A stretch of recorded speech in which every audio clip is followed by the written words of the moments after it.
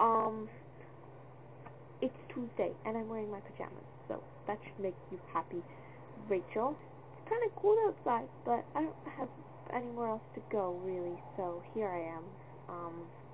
It was nice yesterday, but go figure. Rachel's birthday is a cold one.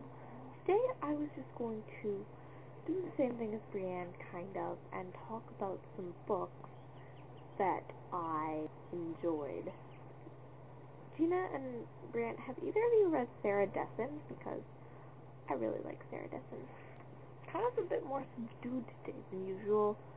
So I'm just gonna tell you two books that I have read that I don't think any of you have read, except I know Rachel's read one.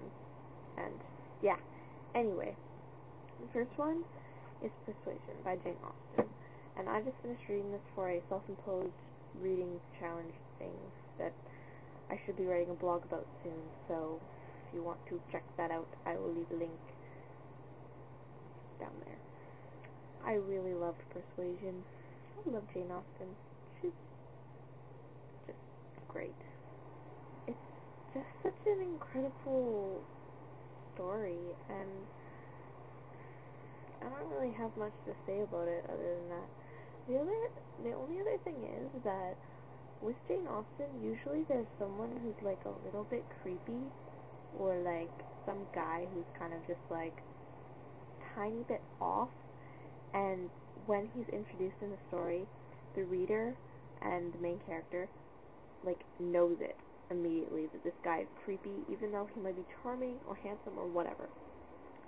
And then I just love that moment when you find out that he really was a creeper after all, and it's just like, yes, I was right, and don't trust charming people.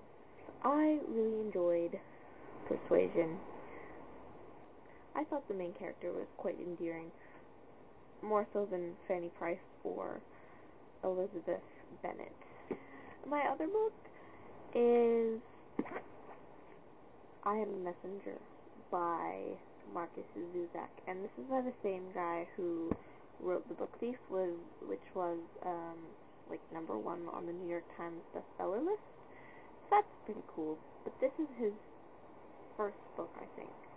Anyway, I'm pretty sure he wrote it before The Book Thief, and I think it's set in Australia, and it's about this guy who basically he starts getting these playing cards, and he has to figure out like what the addresses that he finds on them mean, and then he just starts helping people in weird ways that may seem stalkerish and creepy, but are actually quite nice and fulfilling. It's just a really nice character progression story, and it took me a while to read it because it's not the most gripping book, but by the time I finished, I really enjoyed it. I don't know why I'm talking like this today, but I guess I'm just kind of feeling calm. Maybe it's the catnip. To Rachel, happy birthday. I'm just so happy that you are now able to vote and buy porn.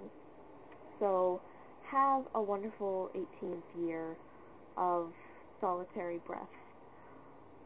Gina, I like your intro. I think that it has quite something. Quite something? Yeah.